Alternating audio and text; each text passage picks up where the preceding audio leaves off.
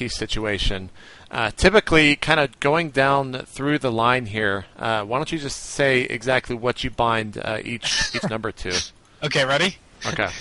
Everything on 1 except ghosts and banshees. Everything, okay? Okay. 2 is my ghosts.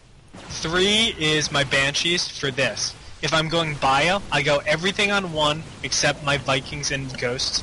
2 is going to ghosts. 3 is going to Vikings. That's how I always have done it historically.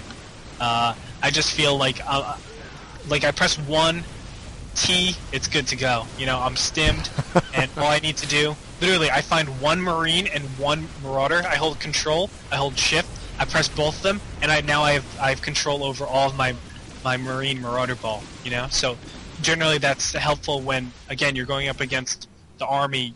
All your Thors aren't in front. You just go control, shift, left click Marine, left click Marauder, right click in the back, and then attack move. Easiest thing ever, so I just do it that way. And do you use any custom hotkeys of any form, or is it 100% default? 100% default. Don't do anything like that. I know a lot of the pros have started, in this recent patch, of course, have started saying that they're going to start using F keys. Is that something that you want to start doing, or is it something that you're already doing? I don't want to do it because it's just more troubling to me. It's more work, man. It's just so much more work. But of course, it's going to be super beneficial. It's like, you know, it's probably going to be a huge boost to my game, to be honest. Because it's so important to have the F keys. Just positional places, I don't know. I think it's going to help with expansions. That's what I think it's going to help with. Keeping them in order and things like that? Yes, absolutely. I think that's going to be the key thing to this.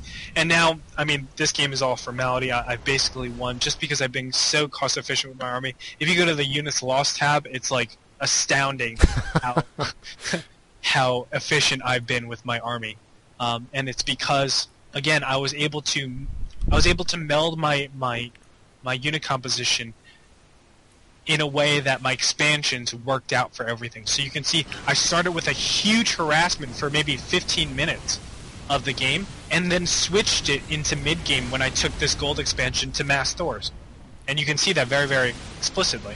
And that's really, like, I have a plan to all this. So my plan was take half the map and then push to the right-hand side, or push wherever their newer expansions would be. And you saw that, you know, throughout this entire game. So I got my middle expansion, got that center, really built my pushing army, because I need that pushing army to both defend and also to go into a position where it's going to be probably disadvantageous if I had a Marine Marauder Ghost Ball, right? It would just be stormed from every single possible ledge. Right. But now I have this push-style army. I can go ahead and just, you know, be very cost-efficient. And, you know, I got kind of lucky because his build really disallowed him from huge tech switches. You know, he overdevelops his ground army so much that switching to air or going to High Templars is such a huge detriment to his gas that it not that High Templars are inefficient by any means, but it takes a while. You know, it takes a good amount of time to do that, and that transition isn't too smooth, to be honest. There's always that lack of transition because you almost need an advantage going into the High Templars with Colossus. You need that advantage, or you need that positional advantage to be able to defend against any pushes. Very hard to do that off of 3 base. Because, again, there's a huge choke outside the natural, and then another entrance at your 3rd. So there's and plus drops, of course. So there's so many different places where you can be harassed. So there's no great way that disallows the Terran from having a timing push on you. Unlike last game, Xel'Naga Caverns, you have those. You can go off of 2 base and just crumple in, have these little passageways, and then push out with a very, very large force and rely on your High Templar storms. Then take your expansion. The process of that was much, much nicer. All right. Protoss. That's some good analysis there, Gretorp. We're going to take a couple of questions from the chat real quick while I'm setting up our practice session, and I'm sure people want to go tune into Fun Day Monday. If you are leaving us, you can find this VOD at youtube.com/itmejptv. And in the meantime, we're going to get a couple of questions again from the chat. So start asking them, and I will, of course, ask Gretorp. We're actually going to be jumping into a TVZ coaching session, Pandaic, so we'll discuss it once we jump into that. Go ahead and jump out of that replay, by the way, Gretorp, and I'll invite you into this lobby. I'm not sure if we even have any questions for you. Nope. Everybody's questionless. Yeah, whatever. But I do want to say, TT1, he's a much better player than me. Actually, we had like a long series today, and I think I know I only won 2 games out of like 5 or 6.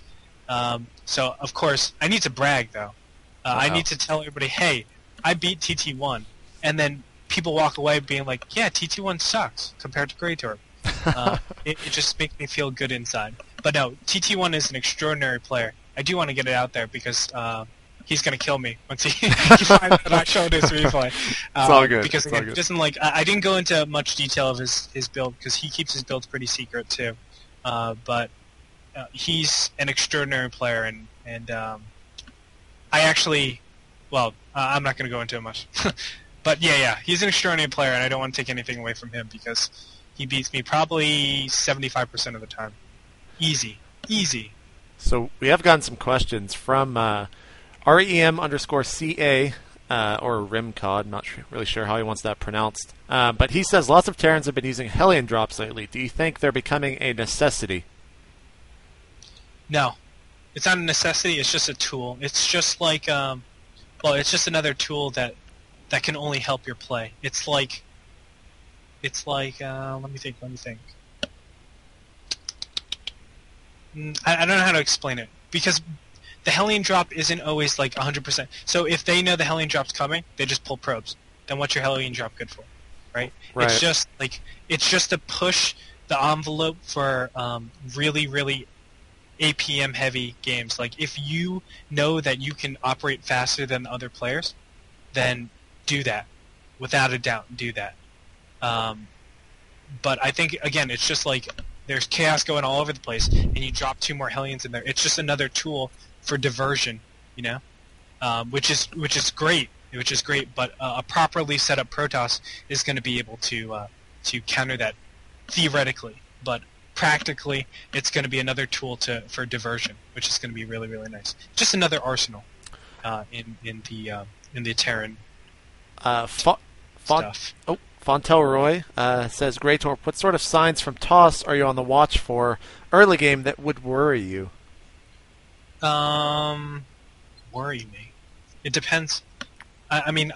For example, let's just discuss that last game. If you were doing that same build, what would worry you if you scanned and saw X from the Protoss? What would X be? Okay. We'll put it in mathematical terms for some reason. So the major things I look at are the amount of gateways, if possible, but probably the chrono boost allocation. The chrono boost allocation is probably going to be the number one thing. Next is the simulators. Next is the gateway, because they all funnel where the Protoss can actually go to. So if they chrono boost, let's say, all their probes, you're not going to be expecting any sort of really, really fast warp gate. So instead of 6 minutes and 30 seconds, it's going to come at 7 minutes and 15 or 30 seconds, which is a terrible time to attack, because Terran, if they fast expand, let's say, they're going to be situated. But it's just, in general, it's just so late. You're not getting your units out fast enough. Maybe like you're maybe a couple, maybe 2 units ahead, but it's not that substantial to make it that extra. So you're not expecting the 4 warp gates from there. Chrono Boost, just know what it's capable of. Again, if it's going to warp gates, you have to get the associated amount of bunkers.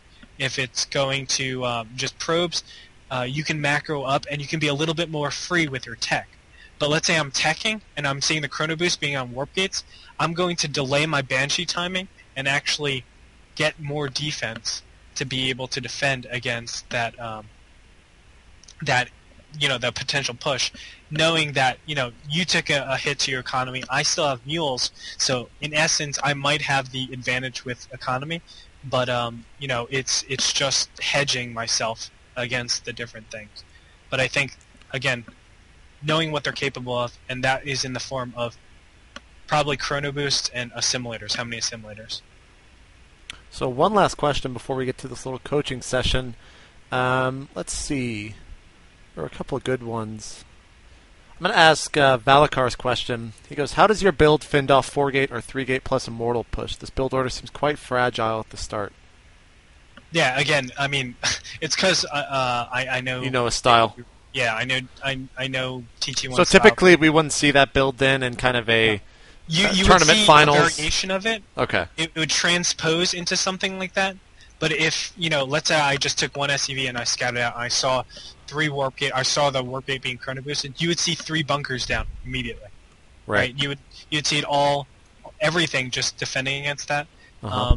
And my Banshee would come out and probably do an insurmountable amount of damage. And if it didn't, they played standard, I would just macro. It's not a big deal.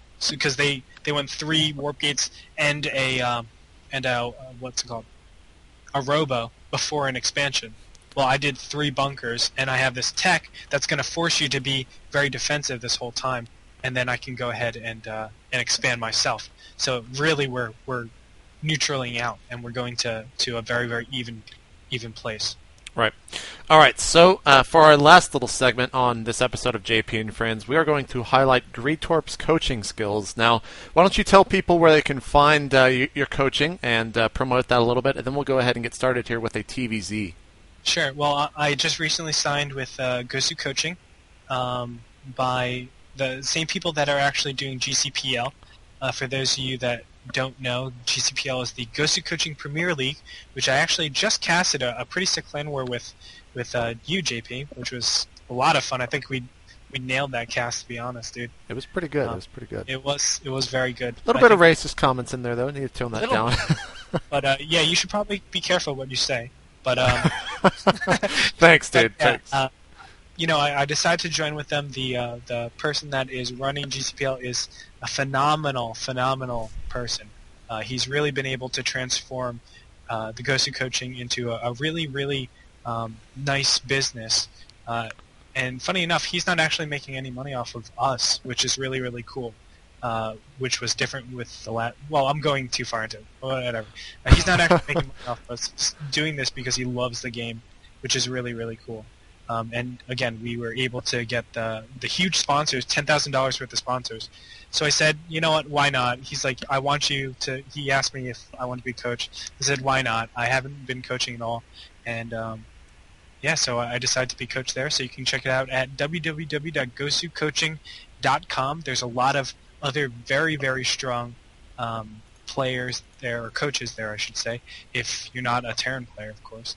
There's Zergs like Idra, Ret, Fire Zerg, no doubt, and then there's Protosses like In Control, Inca, I forgot Machine for Zerg, but, there's tons of really, really strong players, and I definitely suggest, a lot of people think, coaching is kind of weird because it's a video game, but you do the same thing for, let's say, piano, and you don't expect to be pro piano. It's just like everybody loves to be better at whatever they do. Everybody seeks to be better at what they do. So, right.